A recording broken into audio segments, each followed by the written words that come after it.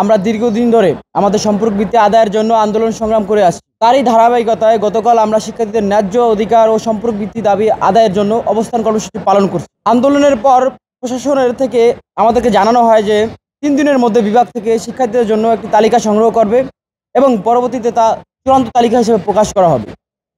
আমরা লক্ষ্য করছি শিক্ষার্থীদের আন্দোলনের চাপই প্রশাসন সাড়া দেয়, অন্যথায় দীর্ঘসূত্রিতা এবং নীরবতাই তাদের একমাত্র ভরসা। আমাদের অবস্থান স্পষ্ট। প্রশাসন জানিয়েছে যে তারা আগামী বৃহস্পতিবার পুনরায় মিটিংয়ে বসবে। আমরা আশা করছি সেখানে ফলপ্রসূ সিদ্ধান্ত নেওয়া হবে। তবে বৃহস্পতিবারের মধ্যে কোনো সুস্পষ্ট সিদ্ধান্ত না এলে রবিবার থেকে আমাদের নতুন কর্মসূচি ঘোষণা করা হবে। এই কদিনেও আমরা আমাদের কর্মসূচি চালিয়ে যাব। যেহেতু সম্পর্ক ভিত্তি আমাদের সবার দাবি, সেহেতু অন্যান্য স্টেক হোল্ডারদের সাথেও আমরা আলাপ আলোচনা করে আমাদের পরবর্তী সিদ্ধান্ত গ্রহণ করব। পাশাপাশি বৃত্তি আদায়ের করণীয় বিষয়ে শিক্ষার্থীদের মতামত আমরা সংগ্রহ করব এবং আমাদের পরবর্তী কার্যক্রমগুলো আমরা পরিচালনা করব। আপনাদের কোনো যদি প্রশ্ন থাকে সেটাও আমাদেরকে জানাতে পারেন। আর আমরা যে দীর্ঘদিন ধরে এই বিশ্ববিদ্যালয়ের প্রশাসনের সাথে যে আমরা কথা বলে আসছিলাম, কিন্তু আমরা দেখতে পাচ্ছি যখন আমরা তাদের সাথে আলাপ আলোচনায় বসি তখন প্রশাসন আমাদের দাবি দাওয়াগুলোকে ওইভাবে আমলে নেয় না। যখনই আমরা আমাদের দাবি আদায়ের জন্য আন্দোলন সংগ্রামে বসি, তখনই তারা আন্দোলনের ফলে তাদের টনক নড়ে, তখন তারা কাজ করার জন্য আগ্রহী হয়ে ওঠে এবং তখন হয়তোবা তারা একটা প্রেস রিলিজ দিয়ে জানায় আমাদেরকে, আমরা কাজ করছি, আমরা এই দিন বসবো, তোমাদের এই দাবিগুলো আমরা আদায়ের জন্য আমাদের কাজ চলমান আছে। কিন্তু পরবর্তীতে আমরা দেখতে পাই যে এই বিশ্ববিদ্যালয়ের প্রশাসন কোনো ধরনের ফলপ্রসূ একটা দৃষ্টান্তমূলক পদক্ষেপ আমাদেরকে দেখাতে পারে না, যেটা দেখে আমরা তাদের প্রতি আমাদের যে আস্থা সে আস্থা ধরে রাখতে পারি। আমরা দেখেছি যে লং মার্চ টু যমুনা কর্মসূচির পরে এই বিশ্ববিদ্যালয় প্রশাসন আমাদেরকে বলেছে যে তোমরা সম্পর্ক ভিত্তি পাবে, সেটা আমাদের যে নির্ধারিত সময় সেখানে সেটার মধ্যেই পাবে। কিন্তু তারপরে কিন্তু আমরা এখানেও অনশন কর্মসূচি পালন করতে হয়েছে এবং সেই অনশন কর্মসূচির পরে প্রশাসন আমাদেরকে একটা রোড ম্যাপও দিয়েছিল যে তারা আমাদেরকে নভেম্বরের মধ্যে একটা তালিকা প্রকাশ করবে যে কারা কারা আবাসন বৃত্তির আওতাভুক্ত হবে। কিন্তু আমরা দেখতে পাচ্ছি যে নভেম্বর মাস শেষ হয়ে এখন ডিসেম্বর মাসের প্রথম সপ্তাহ শেষ, কিন্তু বিশ্ববিদ্যালয় প্রশাসন এখন পর্যন্ত চূড়ান্ত তালিকা প্রকাশ করতে পারেনি।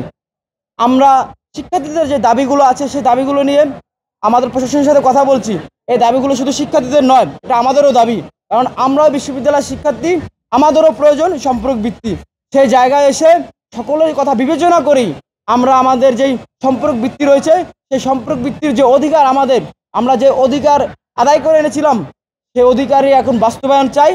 আর যেহেতু জগন্নাথ বিশ্ববিদ্যালয় প্রতিষ্ঠার পর এই প্রথম যোগসু নির্বাচন হচ্ছে, সেহেতু আমরা চাই না যে যোগসুকে কেন্দ্র করে এবং যোগসুকে শিক্ষার্থীদের মধ্যে ঢুকিয়ে দিয়ে এই শিক্ষার্থীদের যে অন্যতম একটা দাবি যে সম্পর্ক ভিত্তি, সেই সম্পর্ক ভিত্তি যাতে কোনোভাবেই এটাকে যাতে বানচাল করে দেওয়া না হয় সেজন্য আমরা সজাগ থাকবো এবং এরই পাশাপাশি যোগসু অনতিবিলম্বে কার্যকর করতে হবে এবং নির্ধারিত সময়ের মধ্যেই করতে হবে। এজন্য এই জগন্নাথ বিশ্ববিদ্যালয়ের প্রতিটি শিক্ষার্থী থেকে শুরু করে আপনারা যারা সাংবাদিকবৃন্দ আছেন আপনাদের সহযোগিতা কামনা করছি। আপনারা আমাদের পাশে থাকবেন এবং আপনাদের মাধ্যমে জগন্নাথ বিশ্ববিদ্যালয়ের প্রতিটি শিক্ষার্থী এবং তাদের যে দাবিগুলো সেই দাবিগুলোর বিষয়ে সজাগ হবে বলে আমরা আশা রাখছি। দেখেন, আশ্বাসের জায়গাটা না, আপনি জানেন যে আজকে বিশ্ববিদ্যালয়ে পরীক্ষা চলমান আজকে এবং কালকে থেকে ক্লাস চলমান।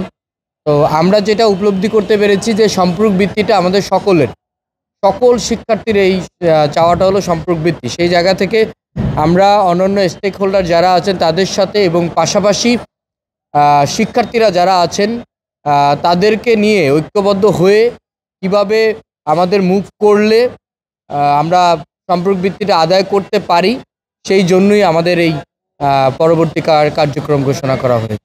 না, আমরা আজকে সংবাদ সম্মেলনের পরে আমরা অন্যান্য প্যানেল এবং অন্যান্য রাজনৈতিক সংগঠন যেগুলো আছে তাদের সাথে আমরা আনুষ্ঠানিকভাবে বসবো এবং তারা এটা নিয়ে কি ভাবছে এবং কিভাবে মুভ করলে আমাদের জন্য বেটার হয় এটা আমরা চুজ করবো। আপনি দেখেন বিগত দিনেও কিন্তু আমরা এটাই করেছি যে যেহেতু আমাদের সকলের দাবি, তাই সকলকে যদি আমরা ঐক্যবদ্ধ করতে পারি এবং সকলের অংশগ্রহণ নিশ্চিত করতে পারি তাহলে আমাদের কাছে মনে হয় যে আমরা দাবিটা সহজে আদায় করতে পারবো।